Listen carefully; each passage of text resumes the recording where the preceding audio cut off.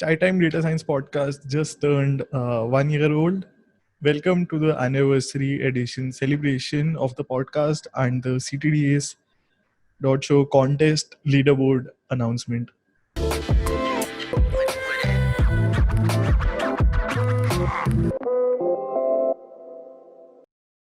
So let me start with a few milestones. I'm really grateful to the community that in this 1 year of existence, I've had the chance to interview 85, actually more than that, machine learning heroes now.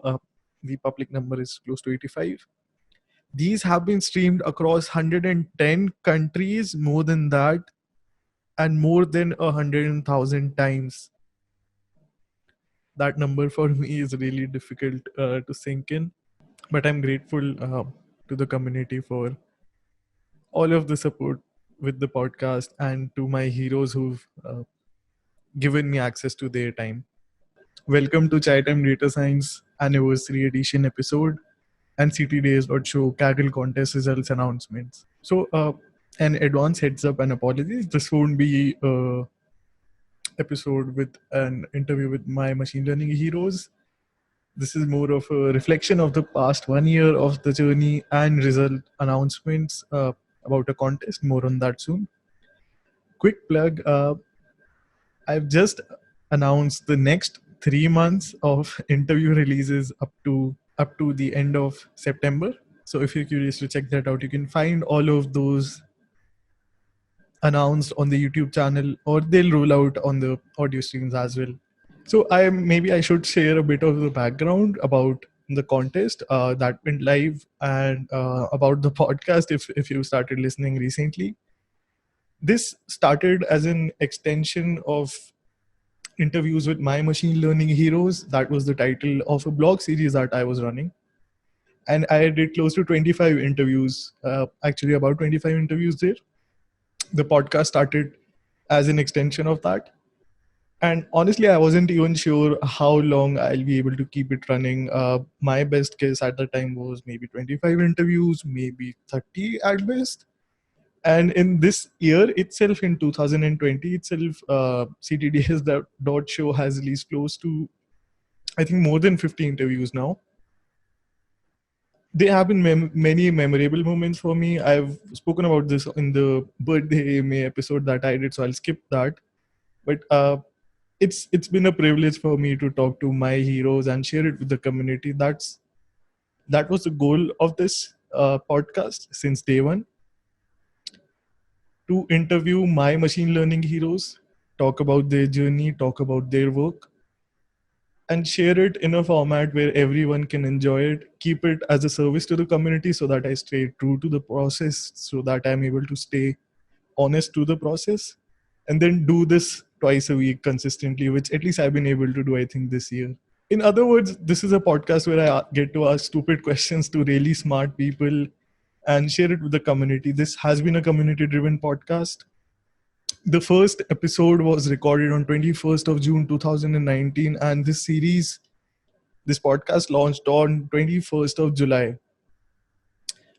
So why am I talking about these dates? I'll come back to that.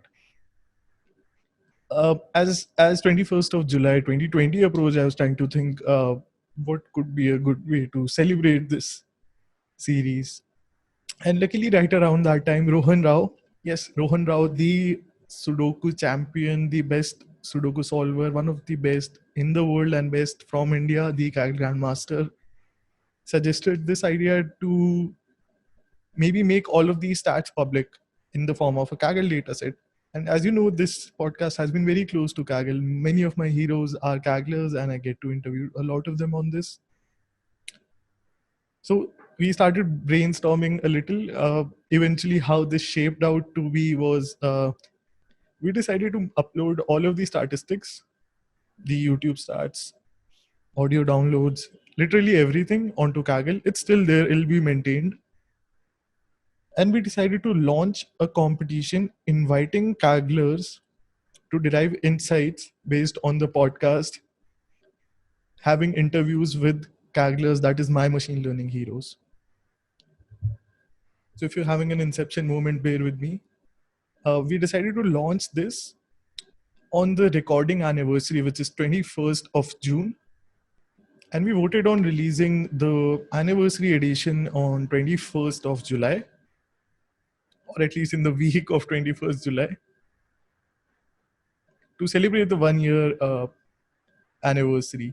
So in that 1 month of planning, I got a lot of great insights while preparing the data sets, because I had the chance to work with a Kaggle grandmaster while preparing the data set. And then Rohan has also organized many competitions in puzzle solving, in Sudoku. So he was really a guide to this competition. We set this competition up. I reached out to a few communities. Machine Learning Tokyo, Made with Machine Learning, Women in Machine Learning and Data Science, and Data Science Network, just asking if they'd be interested in helping with this idea. All of them said yes. Then I reached. I didn't want to be a judge, since obviously I am a bias, and we were still trying to figure out the format of this. What we settled on was a kernels style competition where participants will have to create kernels, finding interesting insights out of the podcast. And I reached out to many of my Kaggle kernel heroes, hoping at least one of them might say yes. All four of them agreed to being a part on the judge panel. So the judge panel comprised of Artcore, Andrei Lukyanenko, Martin Hens, also known as Heads or Tails on Kaggle, Shivam Bansal, and Parul Pandey. So essentially, this wasn't a one-person idea. I had a lot of guidance, mentorship from Rohan, how to set this up. I reached out to Parul, asking if she'd like to be a judge. She ended up being a judge, a mentor, and also a host of the competition. She helped the competition Chai Time with all of these three things. So we set this competition up thanks to their advice as follows. To create a leaderboard, we decided categorizing 5 different points based on which the participants will be evaluated, which is presentation, storytelling, visualization, insights, and innovation. So breaking these down, presentations, you'll be scored on how well is your notebook written. Storytelling, is there a natural flow of story that connects the points you've shared in your kernel, in your notebook? Visualizations, are there interesting visualizations? Are they appealing, understandable, aligned with the story that you're telling? Insights, are the insights shared relevant, useful, actionable? Innovation, how novel and creative are the ideas that you shared?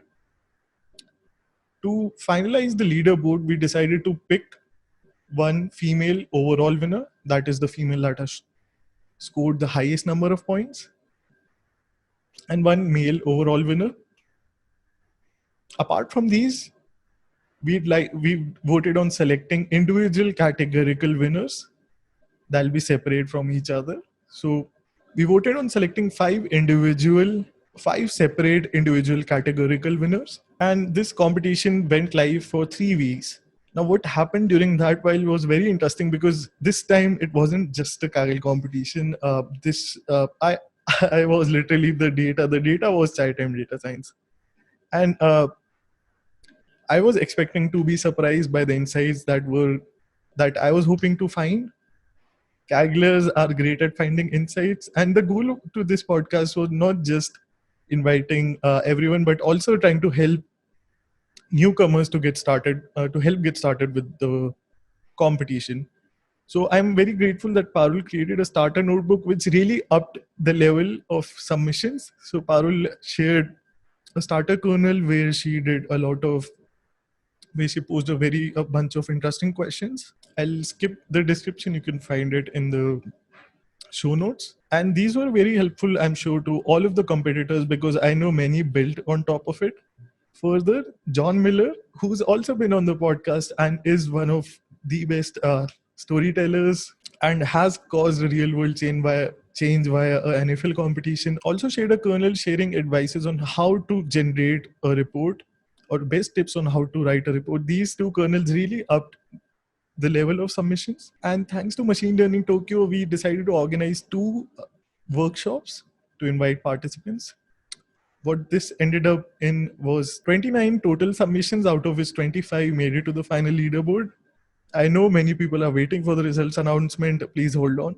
And being on the other side of the evaluation, so I was essentially a mediator.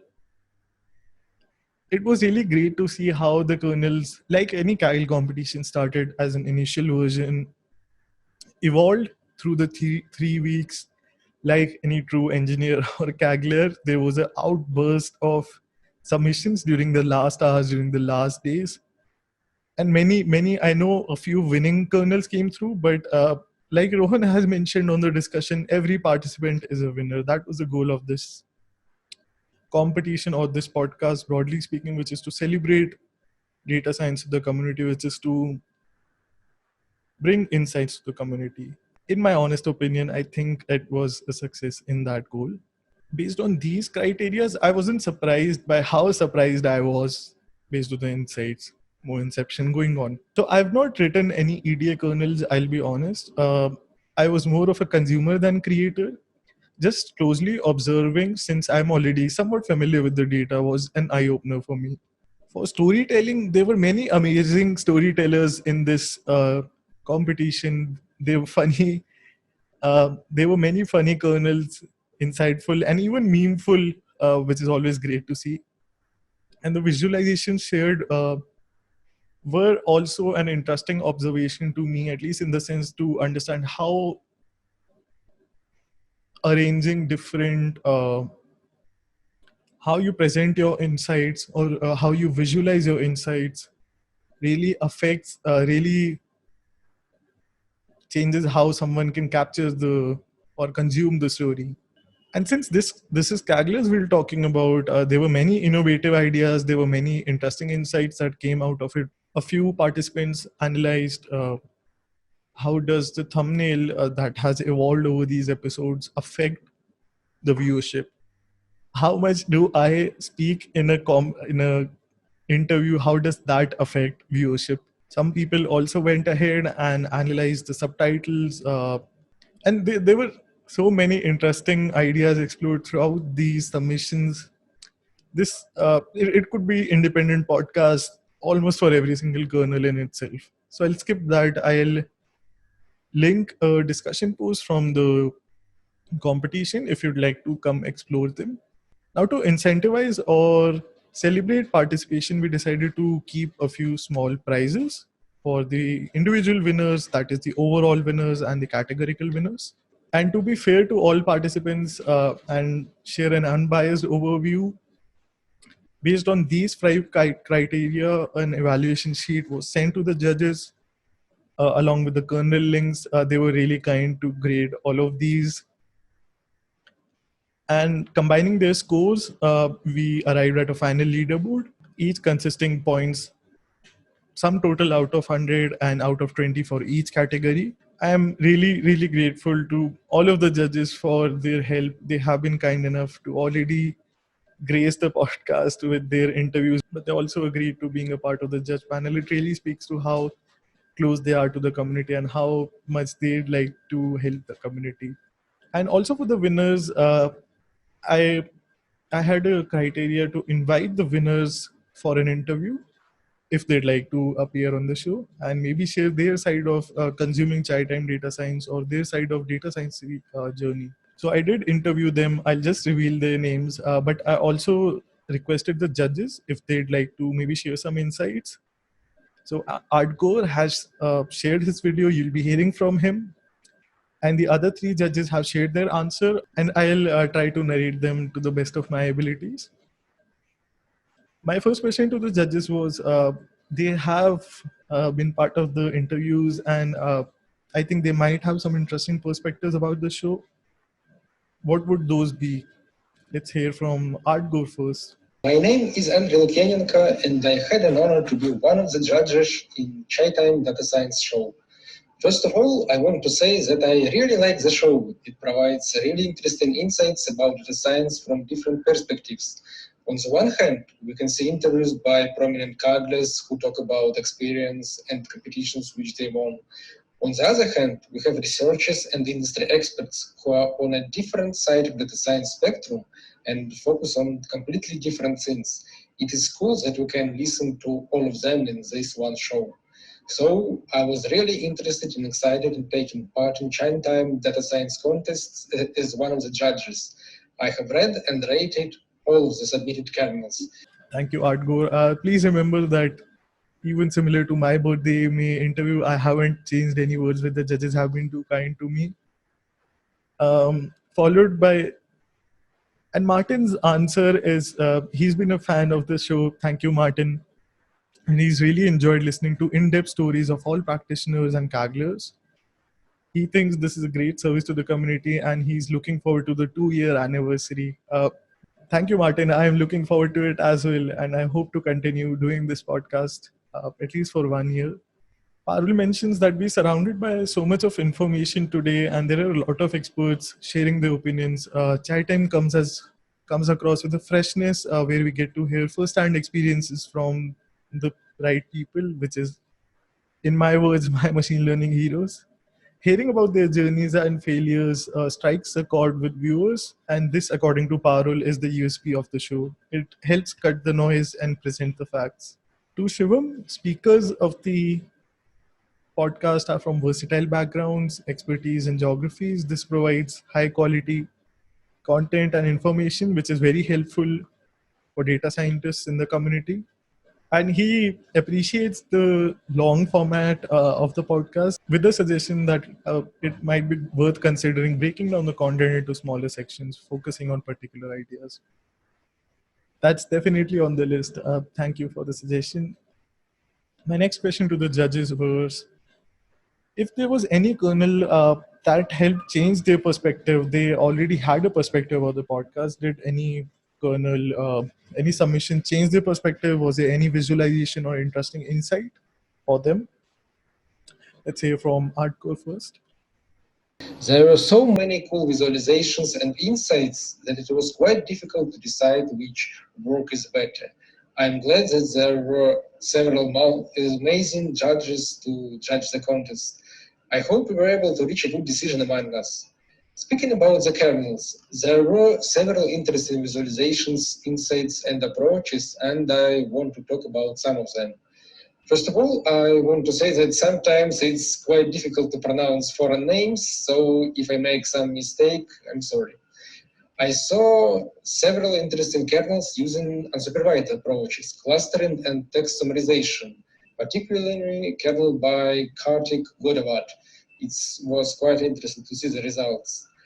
There was a unique approach by Mani Sarkar when he tried to answer the question what makes an interview bring audience and used sentiment and interactivity scores for it. It was quite unique.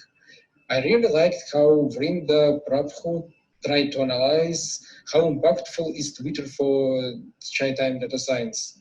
Quite interesting and different view on the problem.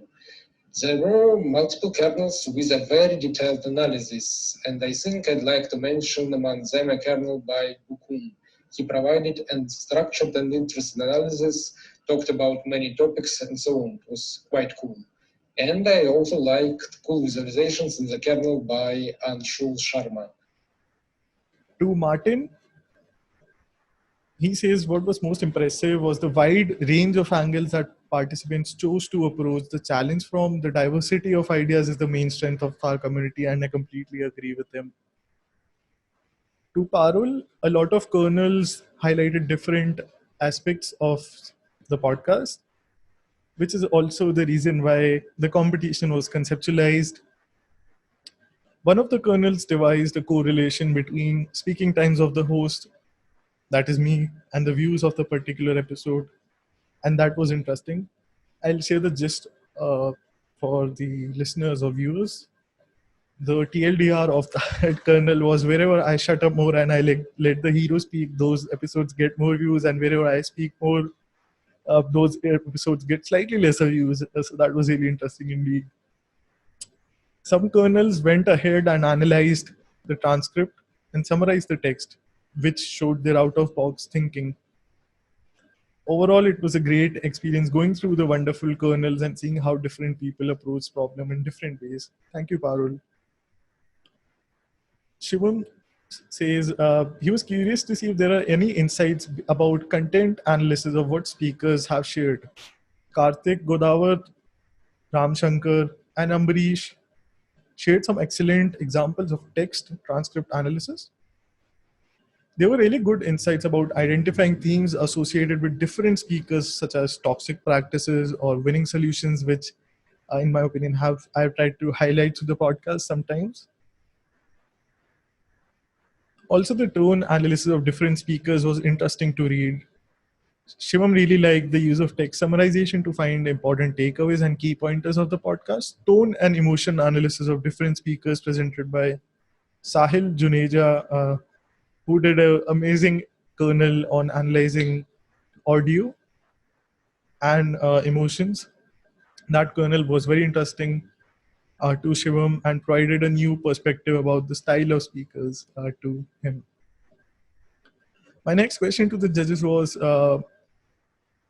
as the goal of this competition was to find interesting suggestions for yours truly, the Chai Time Data Science team. Do the judges have any suggestions? There were many more kernels which have captured my attention, but I can't talk about all of them due to time constraints, so I just want to express my respect once again.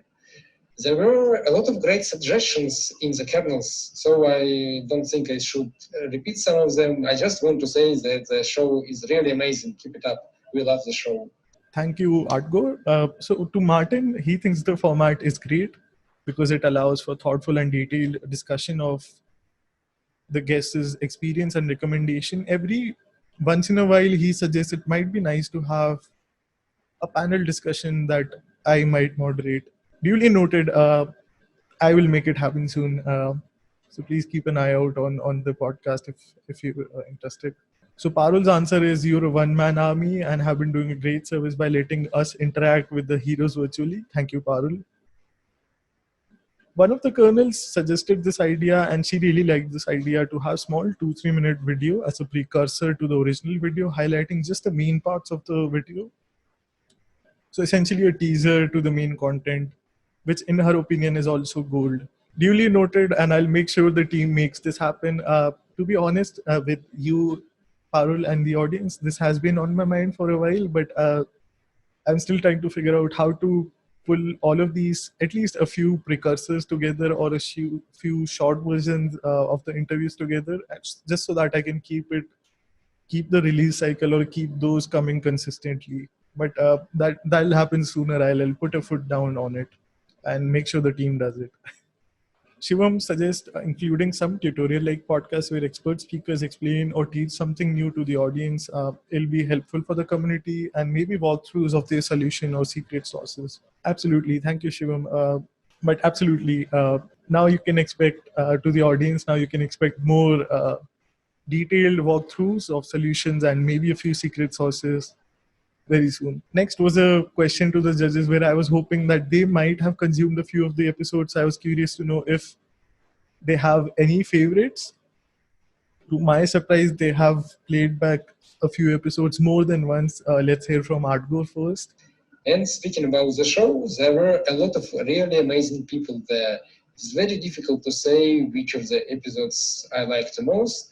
I think one of my favorite was talk with Rohan Rao because I also like Solven Sidropoulos. So of course I am far from professional level. I spent a lot of time in high school and university on them. Interesting.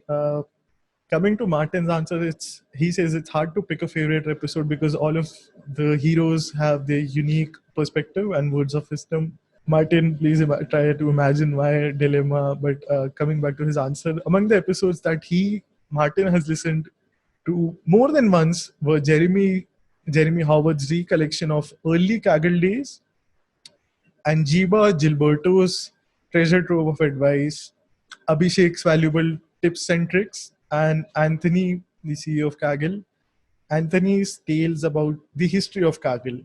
To Parul, the shows featuring Ines Montani was one of her favorite because to her it was both inspiring and empowering. It was great to listen to all of the amazing work she and her team at Explosion have been doing and her journey into the field of programming and NLP. She personally has watched the episode more than a dozen times. Wow, that's Shivan's answer is Jeremy Howard and Gilberto interview. So we have two common answers here. If you'd like to watch any of these, I'll try to have them linked in the show notes, or you can just find these on the podcast page. So my final question to the judges was if they had any favorite chai. As for my favorite tea, some time ago I visited Japan and bought green tea produced by Cheiran Company. I really liked it. That's it, I suppose. Thank you for your attention. Martin mentions he really enjoys herbal tea, especially peppermint, goes well with the kernels. Martin, please keep drinking those and please sharing your amazing kernels with us. Parul is a big fan of all kinds of tea, but ginger tea in cold weather is an absolute favorite. Shivan's favorite chai is masala chai. I'd like to again thank all of the judges for already sharing their story on this podcast and also for being judges on the competition. Thank you, Andre. Thank you, Martin. Thank you, Parul. Thank you, Shivam. Thanks to all of you for making this competition a huge success and for your help with grading all of the kernels. The judges graded 25 kernel submissions. And now for the final reveal that I'm sure many people, I know the winners have been waiting for the reveal. So to share with you, the judges are not aware of the winners as well. This will be a reveal to them as well. But before announcing the winners, I'd like to again say every participant is a winner. Quoting Rohan from the, and to me personally, it was really amazing to see how different levels of Kaglers, master, expert, novices, all participated, and I think all, at least all from different tiers, have won a prize.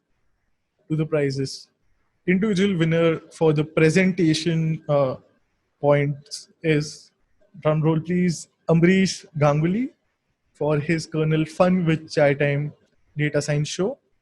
Amrish wrote an interesting kernel where he analyzed the YouTube stats and a few different conversations for Lens, top 10 most commonly used words, word clouds, 20 most important words, and such different criteria. He also analyzed my conversations with four kernel grandmasters, Jeremy Howard, and compared different words across them, finally, even creating a cluster out of these.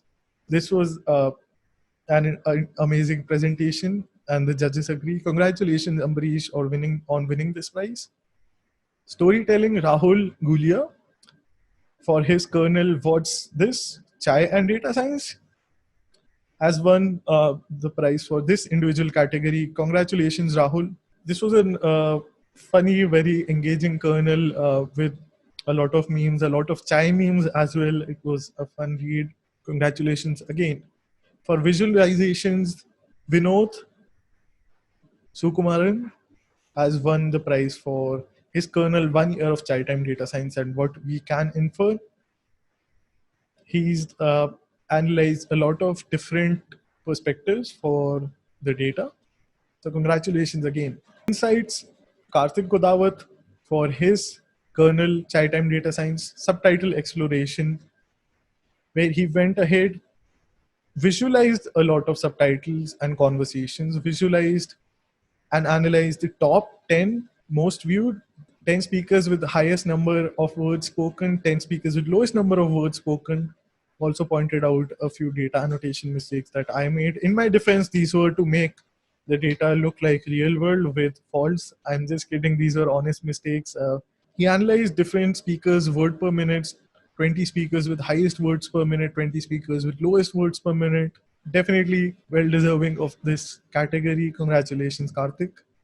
For innovation, and this is the final categorical prize coming up, Sahil Juneja for his kernel title To Tea or Not To Tea. Interesting choice of titles. He analyzed the audio of the podcast and did an emotional analysis of different episodes. He went ahead and predicted emotions based on my audio clips. if it's an angry section, calm, disgustful, fearful, happy, neutral, sad, and surprise. One of the most innovative suggestion approaches, according to the points, the most innovative approach. Congratulations, Sahil.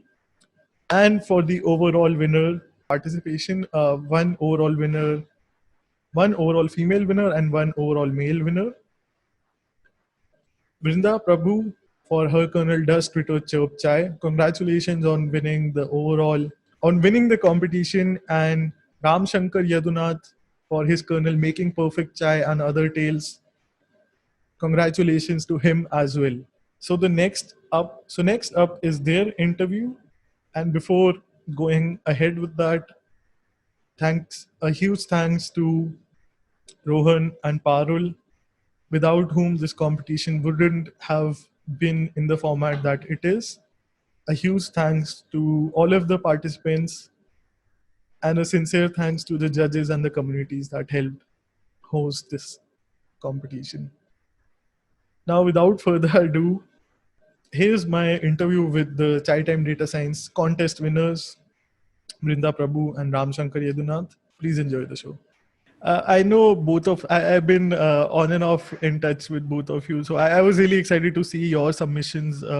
Why did you decide to take part in this competition? Yeah, so this, as I have also made it very clear in my Kaggle kernel, was my first attempt at Kaggle, and of course, like even in the show, like a lot of people keep telling that you should not be intimidated when you Kaggle. When I first wanted to plunge into Kaggling, I was intimidated. So I am not hiding it. I see awesome people, and of course, I hear the podcasts from awesome people. I was like, no, this I cannot. Or maybe there was a bit of a stop when I wanted to Kaggle. But when Sanim hosted this competition, I thought this was the perfect plunge for me. Like there was accuracy, there was no competition per se. It was more like, here is the data, just explore it, just let us know what you found out or how you explored. And this I felt was the perfect competition for me to get into Kaggle. So I didn't expect anything. I just took data and I just went at it. It's just how you see the data, and that seemed perfect for a newbie like me who wanted to get into exploring more into this tabular data or Kaggle per se. Do you think in retrospect, it was a bigger fear than it should have been to even get started? Yeah, I think so. I was, when I submitted my kernel, I obviously knew you will reply, but I was like, I got fan vibes when Parul Pandey replied to my kernel. I was like, what? Are you serious? You must be kidding me. Like, It was an I amazing know kernel. you keep, I don't know about that, but you keep telling on, and even I keep hearing that a lot of people on Kaggle actually are very free, and they do not at all have their airs about them, even though they might be top four, like the triple for the Grandmaster Abhishek Thapar. I was still intimidated. So when Parul Pandey just responded and to my Kaggle kernel, I was like, oh, okay. I was just wrong. I mean, it felt so blissful to be wrong. So I was happy, and maybe everyone should really try out Kaggle. That's all I would like to say. That's an amazing advice. Ram Shankar, could you share why did you decide to take part in this competition? Yeah, so basically, like in the last 4 years since I was doing my undergraduate, I didn't get that much time to Kaggle, and I'm not really good with time management. I'm like, so that's one of my lesser skills. So now the timing of this competition was like super perfect because it was like towards the end of my undergrad, and what was even more important was like Vrinda just told, it's something that was asking us to find insights out of data. We have to tell you a compelling story and make sure it's kind of valuable to you too, right? So you had been very specific about actionable insights in the discussions thread, so that gave me like specific direction, because till then, all the analysis I had performed was more or less like, let's say I was the one judging my own work. So Hmm. I didn't really know how good I was getting at it because I didn't have to convince anybody with what I had provided. So that's exactly why I took the plunge, because my understanding was pretty simple. Like if I'm able to probably ensure that I create something which is valuable for you, then that's more or less like I have made some progress over the last 3-4 years I've been working on data science as such. Can you share how far into your journey are you, and how much and what projects have you worked on so far? Yeah, I think so. My first project was basically it was very simple. I took this chocolate bar data set from Dr. Tatman, and I did some analysis on it and ended up designing a small little infographic which could probably convince my friends that okay, these are the countries where chocolates are and all that. So it was very basic. I think this was in my first year, and I wrote a blog post about it too. And then I kind of took like a small break to learn a little more. And the FastAI courses came through that time. And I actually started with DataCamp because DataCamp was providing a lot of courses at that time.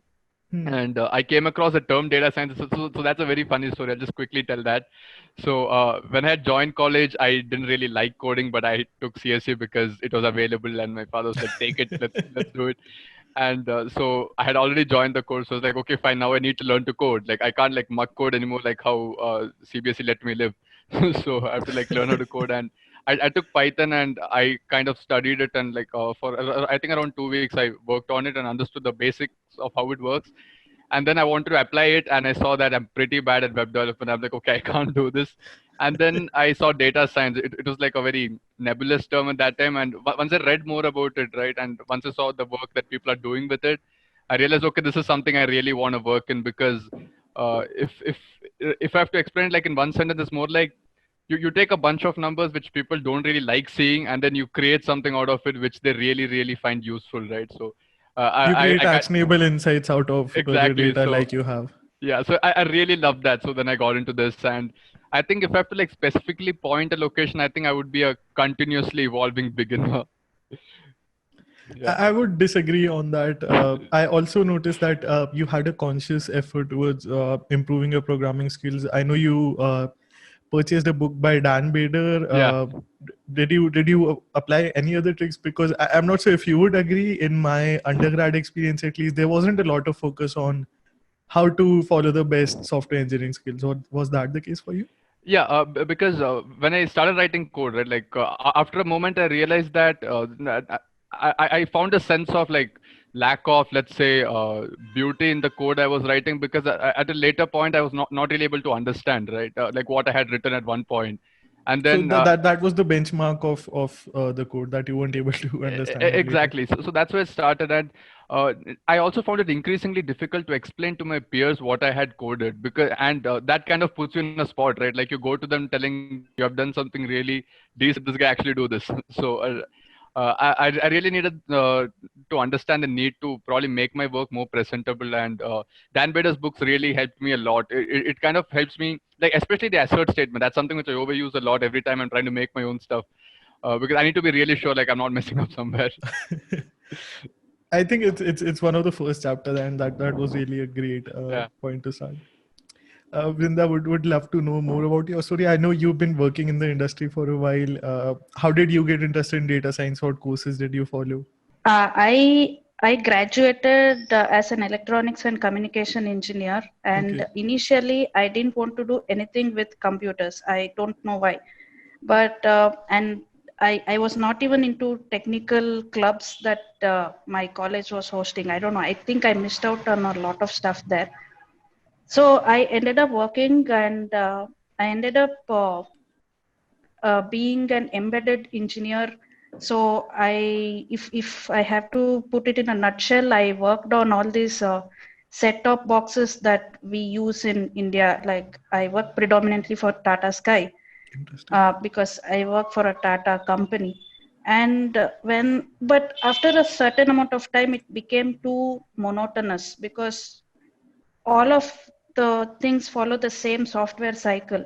Hmm. And since we were also into production, and I was a newbie there, I wasn't coding that much also. But at the same time, my company, they were starting a wing for big data and analytics and data science. And suddenly, I kept hearing from a corner of the room someone speaking about linear algebra and differential equations and all that. And I'm like, wait a minute, do they really apply it somewhere?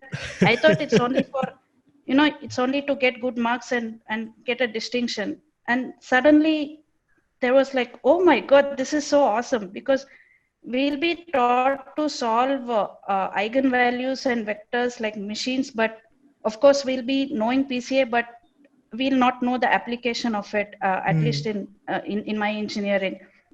And suddenly people are actually applying it, and so I was like drawn towards it, and I fought everybody, and I told, no, I don't care if you accept me or not, I want to work there. And slowly I got through to working there. But even there, I would say working in an industry, at least in a service-based industry, is a little bit different, where you do not have a lot of freedom. And I don't know, I felt that. And so you had to learn a lot. And again, since we started there, we had to learn a lot on our own. And I began my journey of on and off learning, taking up, of course, everybody would have started with Andrew Ng's MOOC. I took that MOOC, and then I came across FastAI, and shamelessly, I didn't complete FastAI first time. And then my journey in my company took me to Japan, wherein I came across Machine Learning Tokyo. And I think from there, I decided, okay, enough is enough. I'm doing a lot of on and off, and I decided to strictly take up the FastAI course. And you started the FastAI book reading sessions, which was like, wow, the Providence is really helping me out now. So I'm sticking to it. Hopefully I stick to it completely. And, I can talk a lot of deep learning stuff, but I think, like even Jason Antic has said, unless you apply it, it's of no use to you. Ideas are cheap, was his comment. I'm not sure if that was on or off the call. Yeah. So that's the reason. That's my journey so far. So I would still rate myself as like Ram also told, I would say I'm still a beginner, though ideally I should not be saying that, because being in an industry, I'm supposed to be an expert level. But I think in this field, I hope none of my managers see this, but in this field, everybody I think is still a beginner, because you do not know what comes tomorrow. Absolutely. I know for both of you, the community had played a central role, especially the online communities. Do you think how much of a role, in your own opinion, was there from the online communities, and how would you advise for someone who's been in your shoes, who's feeling intimidated, to just go online, ask for help, or discuss these ideas? Like if I have to take this competition itself as, let's say, an example, the discussion section was like very very lively. Like every day we had people asking new questions, and those questions itself would be insights on their own right, I guess, because every question and every answer you provide is like a new direction. So we know, okay, this is what we got to do next, or we understand, okay, probably now we know why this is not working. Oh, drat, I should have asked this question. So these things really strike you. And something which I've really felt over how I have learned to realize how the community works is that the first time I came across Kaggle, I didn't want to ask questions, because I was very unsure, are people going to respond, or and there's also another side to it, right? Like, do I need to ask this question, or shall I just try searching on my own and then get the answer? So I do not know if that's exactly ego, or if that's the right word, but I think that's something which every beginner strikes. Like we want to push ourselves and find the answer on our own before we get help, right? So that's a feeling I think that every beginner should not respond to, because if you don't get something, try, but if you still don't get it, just ask someone directly, because there are people who have tried this a lot of times already, right? So they really know what is the exact kind of advice you need, and they're not going to run around a park like what you are basically doing on a daily basis. So I think that's very important, especially the Kaggle discussions threads. And you don't even need to ask a question at times. You just have to go there and surf through the discussion threads, and someone's already asked it, and it's already been answered. So I think that's something which beginners really have to focus on. And I think based on your, I think there was just one or two questions. What people can learn is provide the context. Please provide the context. Just don't. This is a repeat advice on the podcast, a repeat question, but don't just ask the single liner question. Like you had already shared what you wanted to ask about. You had shared the context. You had looked up the dates, and then you had posed your question. Online communities, I think it's especially in this time, in these times, I think it plays a very major role. Everything I have learned is through online. So uh, one more additional thing that I would add to what Ram told and what you also told is online community not only gives you answers, but also helps you frame the right question. And I think that is also very important. It helps you to actually question in the right way. And I think the way I am questioning, I also learn how to question based on the questions other people have asked. And of course, answers are out there. There are people who help you who around the clock, which you actually don't get outside. I can maybe wake up at 2 o'clock and still there are people who can answer my question, and I can sleep peacefully at night. So where do you get this? You get this only in the online community. And that's what I told. If anyone is intimidated like how I was, that is just, I don't know. That is a lie. You're living a lie. Come out, just jump in, take the plunge, and enjoy the ride. Absolutely. Um, once you decide to take part in the competition, I know both of you have used the resources that were there. What was your initial goal? Did you have any points of attack in mind, or were you just trying to figure out what you'd like to explore? Yeah. So uh, I think the way how I started is actually driven by Martin Hens's advice on your podcast, where he talked about understand having an overview of the data, try to identify the different rows, columns, and what are the files involved and all that. So you have a feel of it, right, before you make the plunge into it. So that's what I started off with, and then once that was ready, I had to find a principal research question. Listen, because if I had to tell a compelling story, I needed to know what I was searching. So I identified that there were those 30 different features in your episodes.csv file, but I was unsure of pursuing all 30 together at the same time. So I thought, why not like take a small filter? Let's take a subset and let's go ahead with the YouTube understanding of it, because that's where I usually see a podcast, Okay, not the audio version, not the audio version. So interesting. so I was like, okay, fine, let's have a look at this. And once I had the principal research question in mind, that I wanted to understand how we could probably broaden the base audience for the podcast on YouTube, I thought of, let's say, mapping the journey of a user. Like, for example, this was a term given to me by Jason Lowe. He's a master principal consultant at Oracle right now, and this is a brilliant person. He's like my unofficial data visualization mentor. Okay. So he had told me about this term at a later stage. What I really thought of was, let's say, build a skeletal system of how my storyline should go. Because if I have to convince the person, the reader, that okay, this is what you're supposed to be doing, they need to be given context, like you told, right? So they need to know why exactly I'm telling them to do this, and how exactly have I come to that particular thought process. And so I began with sketching the cognitive process of a normal YouTuber, like not YouTuber, a person who's watching a YouTube video. It's very experimentally driven here, because I talked to a few friends and I just realized what I normally do on a normal basis. It's we see those bunch of thumbnails on the YouTube homepage, and we see one of them which kind of looks good, and we have no idea why we want to click on that. But then probably the title is something that we want to work on, or maybe the thumbnail looks really attractive. Most of the times we are clickbaited, but it's okay. So we just go after it, and so this is where the first metric comes into picture. Have you been clickbaited by Chai Time ever? No, never, never. Interesting. Never ever. Coming back to that, so this thumbnails basically, you have a specific metric here, right? Like you have click-through rate to identify when a person clicks a video, and we could probably correlate that to how your thumbnail is displayed, and maybe understand which kind of thumbnails are more attractive to people.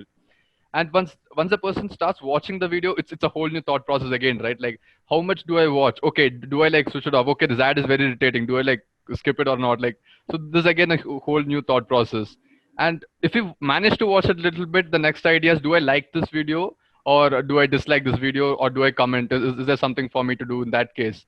And then comes the subscription part. And so subscription, I think, is a very let's say a very subjective term, right? Like, you subscribe to a channel because you think the future content is going to be promising for you.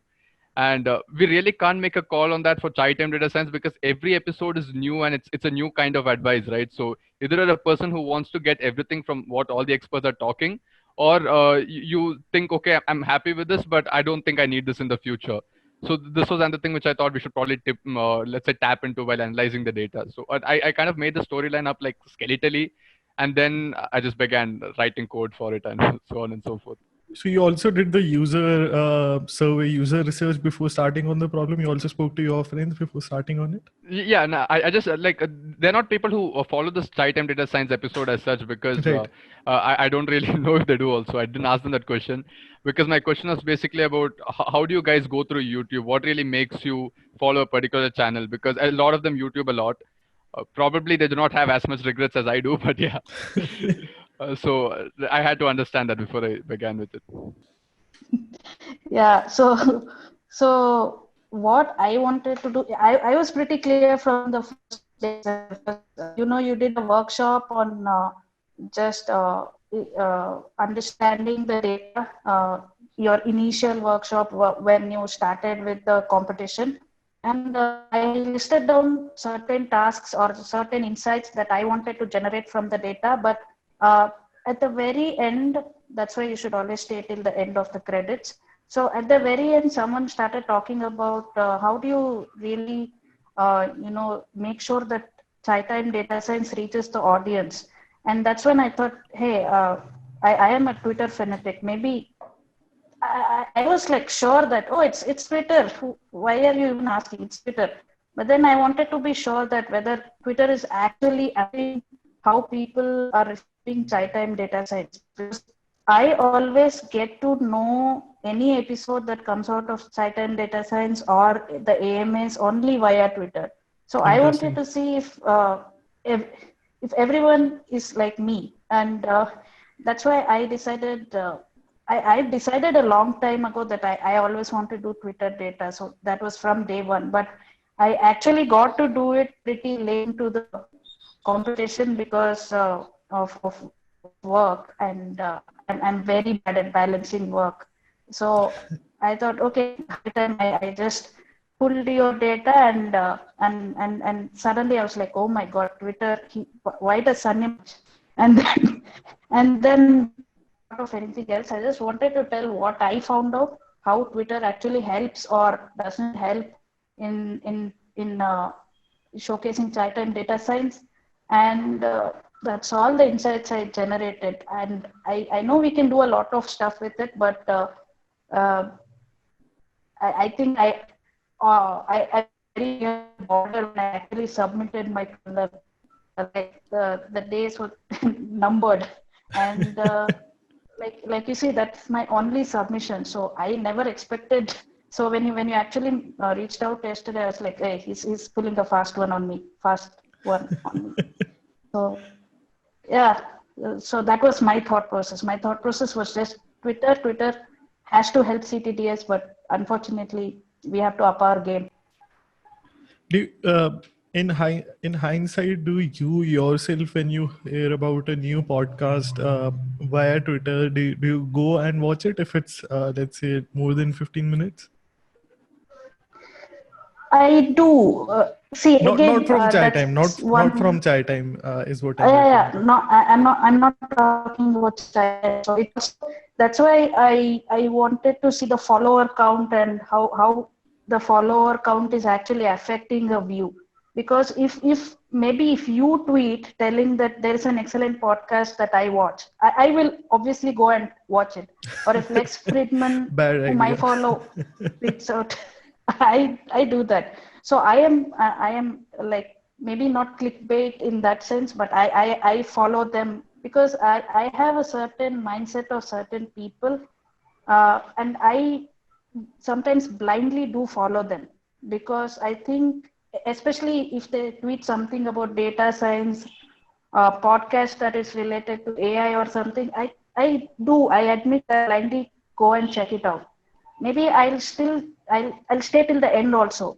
So I was thinking maybe that is the thought process that a lot of people follow, and I checked my data, and my data proved me wrong. So maybe I should tell I'm happy.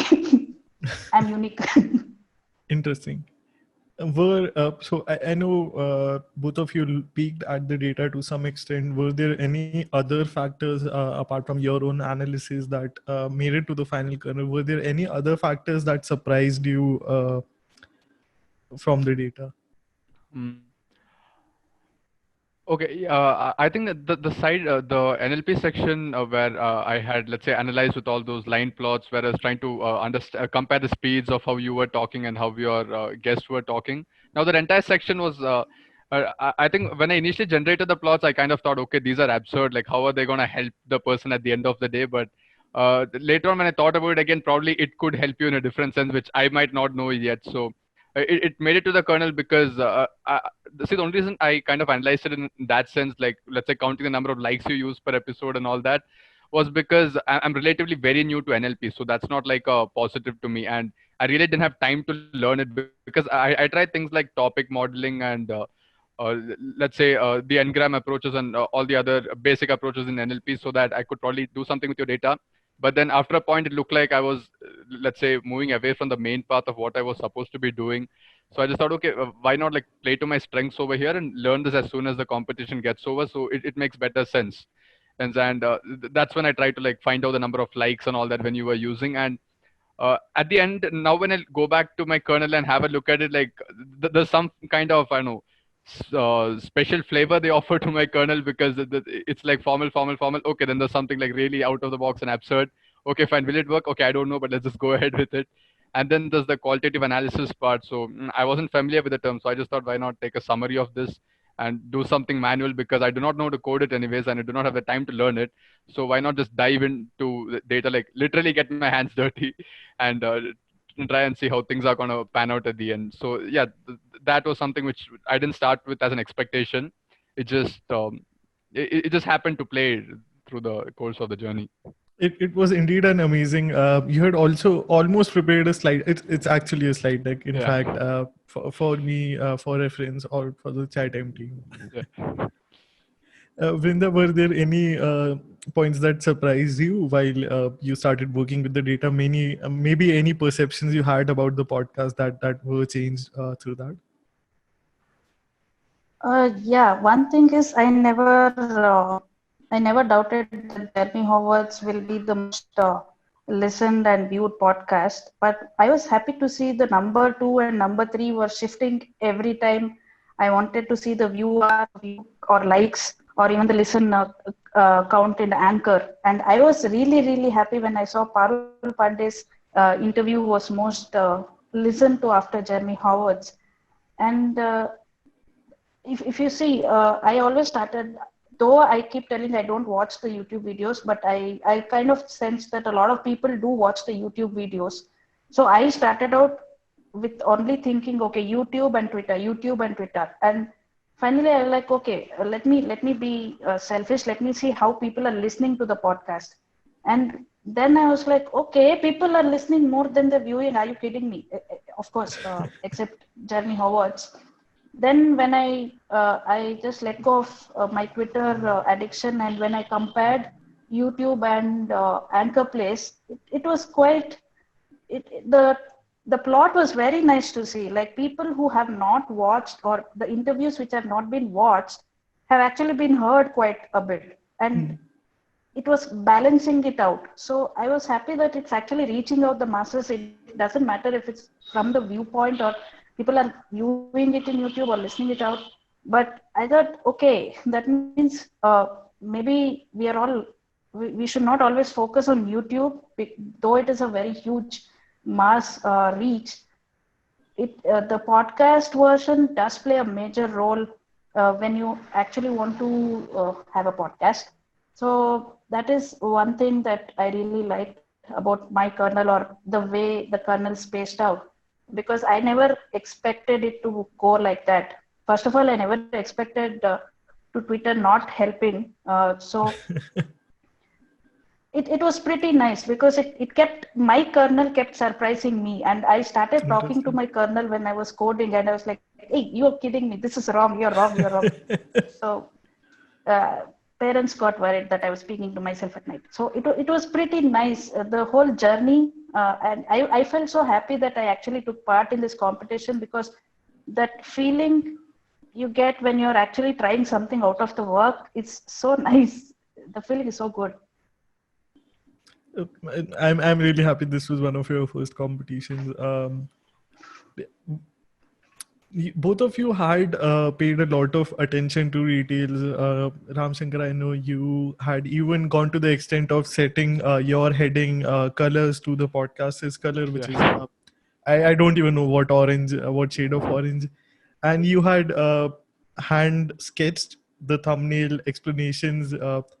They must have been a temptation to just copy to some extent from the starter materials. You did give due credit very sincerely wherever it was required. How did you avoid that temptation of just building on top of the materials that had been made available? Yeah. Okay. Yeah. So before I answer that, I would really like to take this opportunity to thank Parul Pandey for her starter kernel, because I had for two main reasons. One was it gave me a very clear idea on how you should be telling a story with data. Like I was a fan of her previous article. I think the Kaggle survey where she talked about the gender disparities in data science.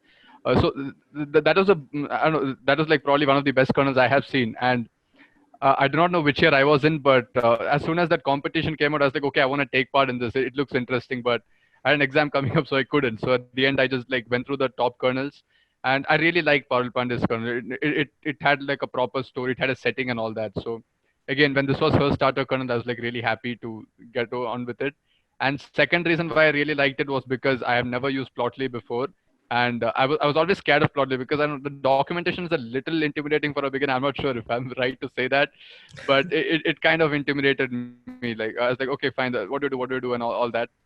But then yeah, it was great. So I could actually learn that too from her kernel.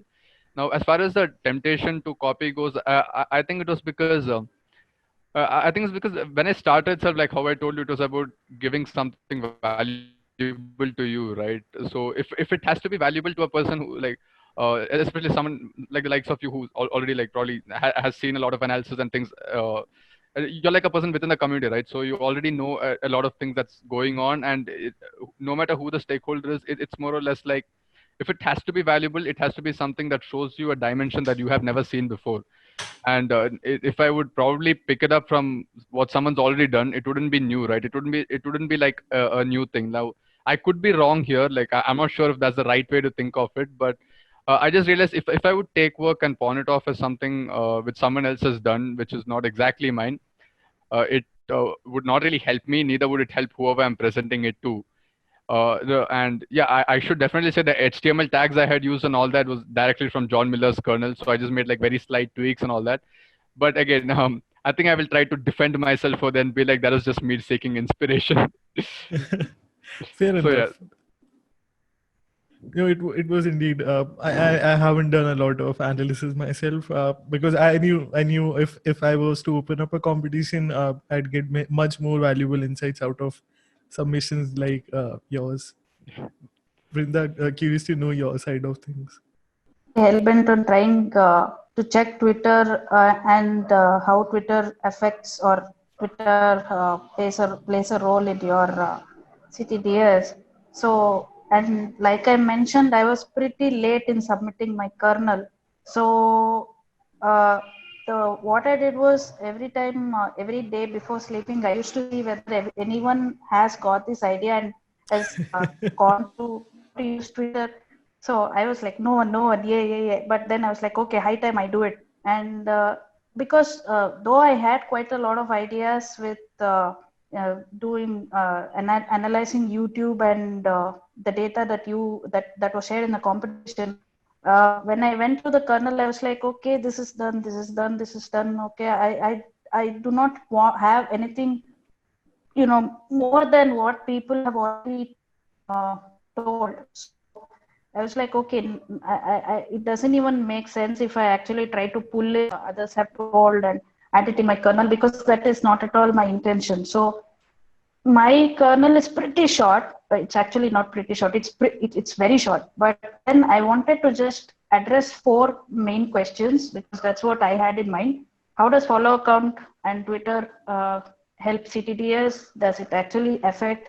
And I just framed those questions first, and then like Ram also mentioned, I just forked the John Miller's kernel. I think everybody would have done that. I don't know. And then I just paced out story. And one thing that I found was pretty different than I had envisioned was what John actually told. He has suggested that we actually present the findings at the very beginning. I personally didn't think that we need to do that. I thought, okay, build the suspicion and then tell Viola, this is what it is. But then he's like, no, don't keep the surprise till the end. You will actually follow. I just like, okay, he should know best. And I just did that. And now actually, hindsight, it makes a lot of sense. If you actually get, and in the industry also, it actually makes sense. I don't know why I was blind to it, but because if people are interested in the first 2 minutes of your presentation, they'll obviously stick through it. Absolutely. If you keep hiding what you want to actually tell, then there are pretty good chances of them walking away. That works in the industry, and that actually works in Kaggle kernels also. So that is what that's how I did, and I just didn't have anything to. I can say probably I didn't have anything to copy from or take an inspiration from, because this was some stupid idea that I had and I just wanted to showcase. You'd like to share what you found out and what was your aim with your explorations? Yeah. So I did have quite a few insights, but I would only call two of them as like really actionable points that things you can probably pursue from the sense of my initial principal research question, which was talking about trying to expand the viewer base of the CTDS podcast on YouTube. So the first question, so the first main insight was that the mini CTDS episodes now, uh, they have mini as a prefix, and usually people tend to overlook things that which are considered to be minor. So that's what I did in the first place too. So I saw that they had a very low CTR, and I was like, okay, fine, this is nothing. Let's just go ahead with the other ones I have, because that's like very insignificant. Probably people didn't want it. And then I went ahead, and then later on I got to know that when I engineered this particular feature, which is average percentage viewed, for every time a user clicks on a video, for how long does he or she stay on watching that video on average. So when I tried to engineer this feature, I realized that the mini CTDS episodes had the highest on this. So the ones which were low, very low in terms of CTR, are like right over the roof over here when I check the average watch percentage. So that's when it dawned on me that probably not everybody wants to watch it, because not everyone's doing the fast AI course. Even though it's a brilliant course, very few of us even know about it. And then the ones who know about it, like me, like I probably do like the first 2 3, and then I realize, okay, I do not have time for this, okay, I want to do something else, and then I immediately switch over and probably come back to it at a later stage, hopefully. Yeah. So uh, sticking with the course is obviously a problem. And another thing is, but what I found was that but those who end up watching those short videos of the conversations between you and Robert Bracco, which is that wonderful little discussion on how to do the fast AI course, all those who have like clicked on it, who have come to the video, have actually watched a reasonable percentage when compared to the other videos. And that is a really important point for me. So our audience there is very specific when you have a mini episode, but it's a very specific audience which really values the content that they're seeing. And what I really felt was probably you could, if possible, maybe arrange for more mini episodes which are like very specific. Like for example, it's not palatable to the wide masses because not everybody wants to do it, but it's like a small cloistered community. So in that way, you have like multiple tiny communities within the whole CTDS picture itself, and we have a whole rounded up effort. So that is like my first insight. And the second one was basically where I just plotted a normal routine scatter plot with the likes and subscribers on the X and Y axis. And because if you want to understand how well a person likes a video, now I could be wrong here, but from my understanding, it was more like if a person subscribed to it, he believes that this channel is promising to him or her, and if he or she's liked a particular video, they obviously did like the video, and that's why they liked it. If I could have a scatter plot of these two, I could probably identify outliers which were standing far away from the other general points. So when I did this, Jeremy Howard's episode was like over the roof. It's like it single-handedly skewed the entire Yeah. picture. And then I had Parul Pandey's and Abhishek Thakur's episode too. Like again, two people who I really, really look up to. So even they were considerably away from this whole other chunk of points which were beneath here. So I just thought let's just highlight these three main points because these three are the main outliers, and three is like a lucky number, and these three are away from the other main points, and try to see what really made people love these videos so much. Like how does the community think? And I use this particular algorithm called as the text rank algorithm, and I really do not know the math about it even now. So I just know how it works, what job it does, and how we're supposed to implement it in Python. You And follow then, the top-down approach with yeah, it. the top-down approach. Yeah, and I found this beautiful article on Analytics Vidya, and I kind of mimic that over here, and generated a quick 20-line summary of each of these three episodes. And the next step to do was, let's say, probably then I realized about qualitative analysis because, like I told you, I didn't really have the coding knowledge in NLP to model the topics, and I did try topic modeling using the Spacey library, and I tried visualizing it with PyLDA, but it didn't really work out well because one thing I didn't know enough of it. So if you do not know enough of it, how are you able to tune your parameters is a big question, right? And the second was whatever I generated was not useful. So if I didn't find purpose within this, there's a very tiny chance it would be useful for you too, right? So I just thought let's just try something if there's something. So I just went to the old school approach. I went and Googled as like how to analyze interview transcripts. So I legit Googled that, and then this wonderful social science concept of qualitative analysis came up, where people are taking printouts of whole interviews and they're using highlighters to mark things, and they're actually identifying, okay, this particular phrase belongs to this particular let's say topic, and then finally they combine all that together to get a theme. Now topic's not the word, there's a very technical term to that which I do not remember right now. So finally they built a whole theme of what the whole interview was about. Now I couldn't do that for the entire transcript, so that's why the summary in the first place. And when I ended up using this thematic analysis for all these three through qualitative analysis, it finally dawned on me that there were five major themes, and they were among the lines of advice for people, then a personal experience, like personal preferences. Like Abhishek Thakur is a lot of these, like when he talks about how you're supposed to set your kernels and all that, which is really, really good. And that's something which even shows through his videos also, like how we're supposed to do it, like what are production ready ways which are actually going to help you be a better machine learning engineer and things like that.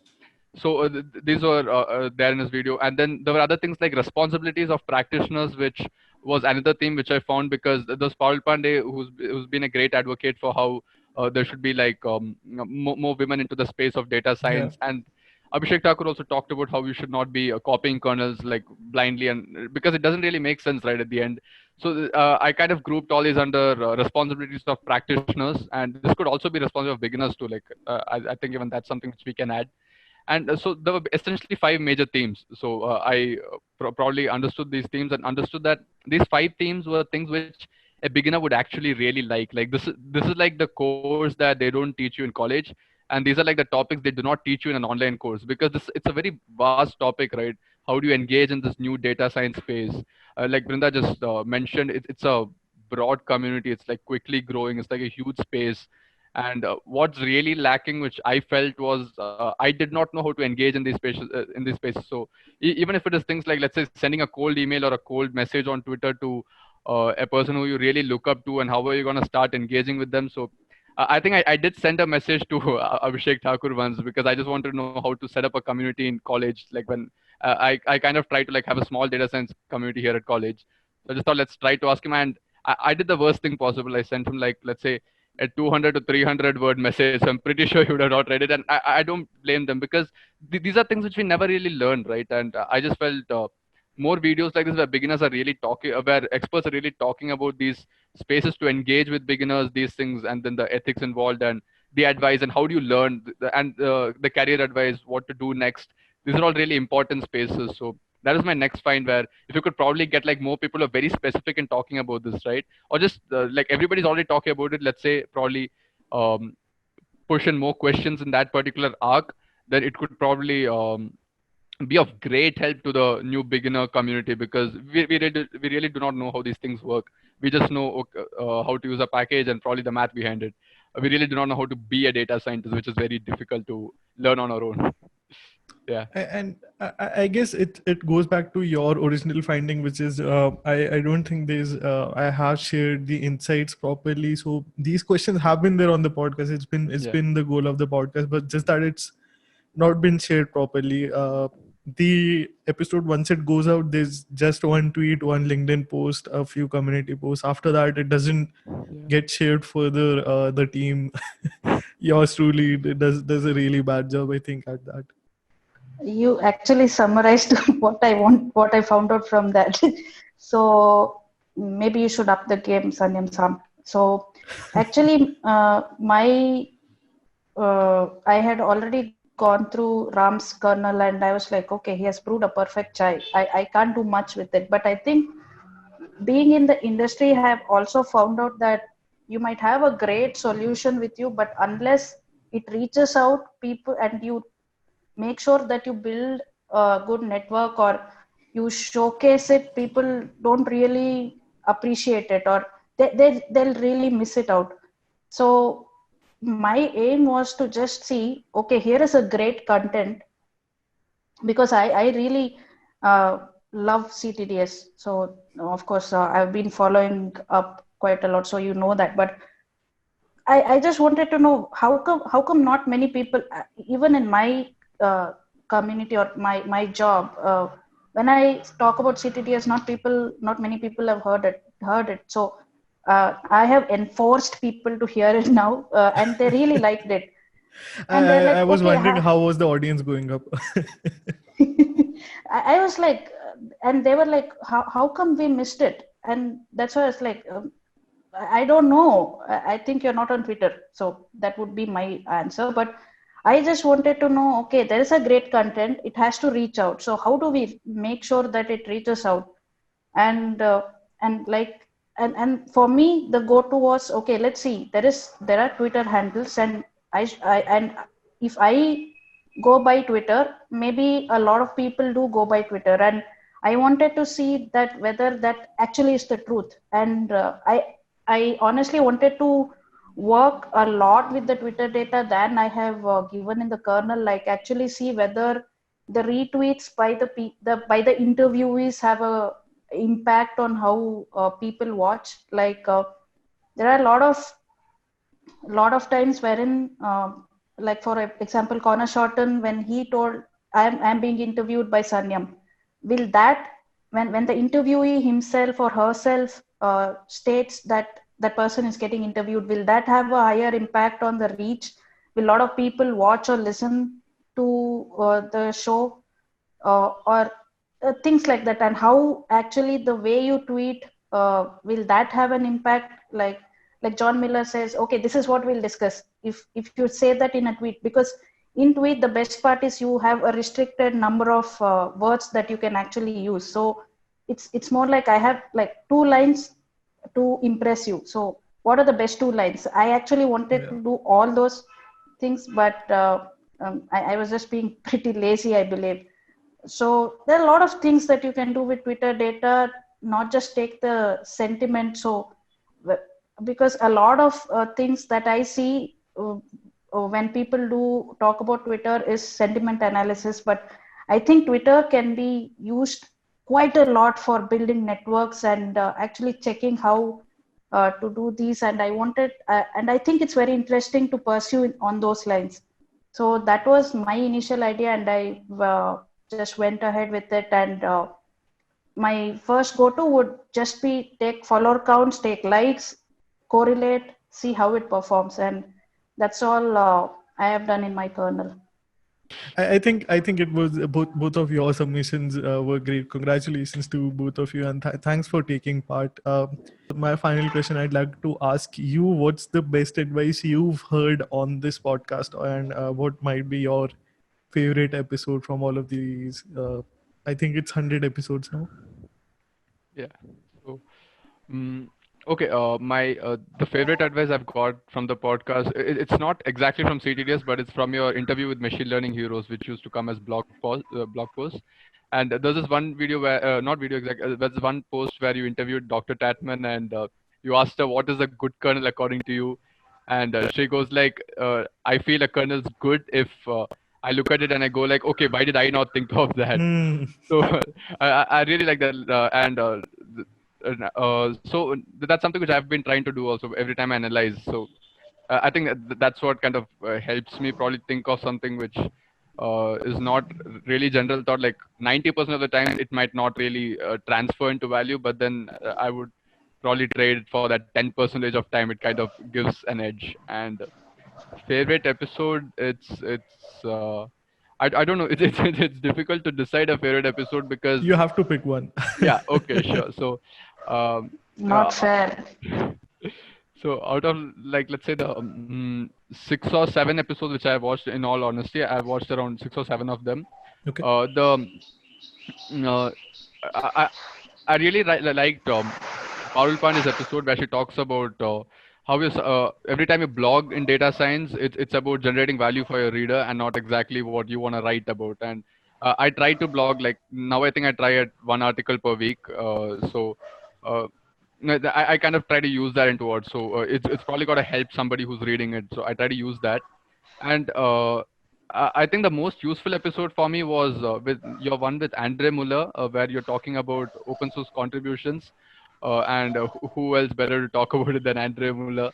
Because I just had started with that project which I had like shared with you. So that's like probably my first take on, let's say, building something which is like complete and not just analysis. So that episode is really useful for me to understand the tips on how I should be kind of looking at maintaining whatever I'm creating.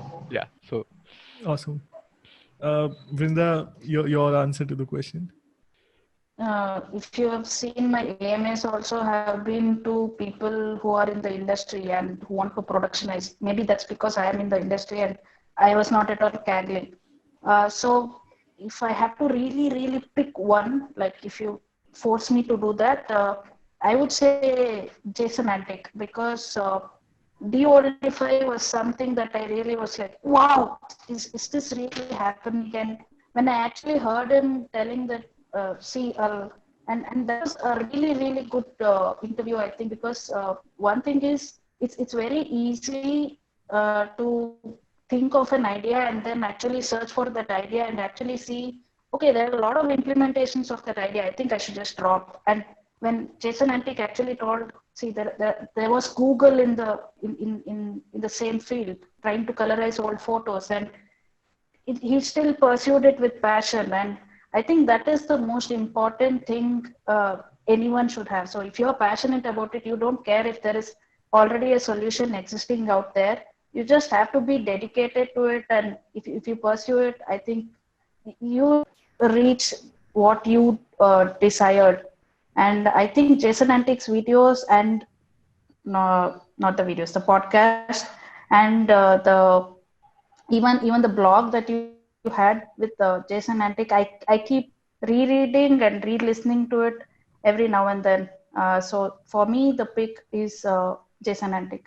In the call, what would be the best platforms for anyone from our audience who'd like to connect with you? I'm there on Twitter and LinkedIn. Yeah, I think Twitter should be the best way to reach me. I know Vrinda is also hyperactive on Twitter. Vrinda, any other platforms you'd like to mention? Other platforms, I'm not existent.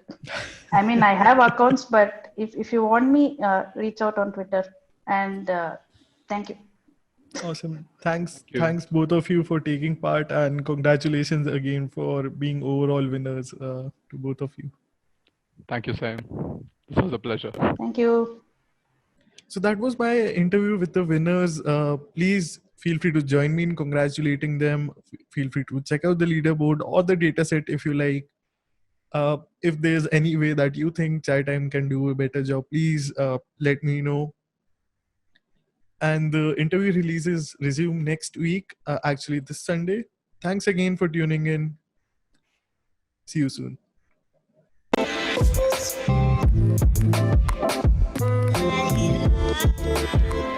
Thank you so much for listening to this episode. If you enjoyed the show, please be sure to give it a review or feel free to shoot me a message. You can find all of the social media links in the description. If you like the show, please subscribe and tune in each week to Chai Time Data Science.